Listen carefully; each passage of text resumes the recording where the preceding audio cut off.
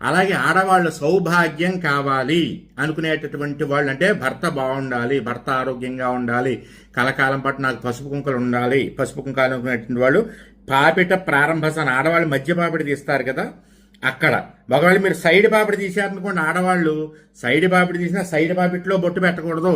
మధ్య పాపిడి ఎక్కడ ప్రారంభం అవుతుందో ఆ ప్రదేశంలో బొట్టు పెడితే అది గౌరీ స్థానం అంటారు. అది మీకు సౌభాగ్యం కోసం, గుర్తుంది కదా.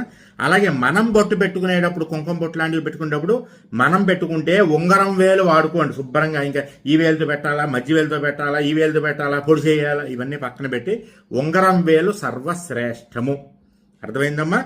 తర్వాత మనం ఎదుట వాళ్ళకి పెట్టేటప్పుడు ఎప్పుడైనా సరే ఈ బొట్టన వేలు, మనం ఉండమ్మా బొట్టు పెడతా అని అంటారు చూడండి, ఇలాగా బొట్టన వేలు వాడండి, ఏం తప్పు లేదు. ఇంక ఏ వేళ్ళతోటి మీకు సంబంధం లేదు.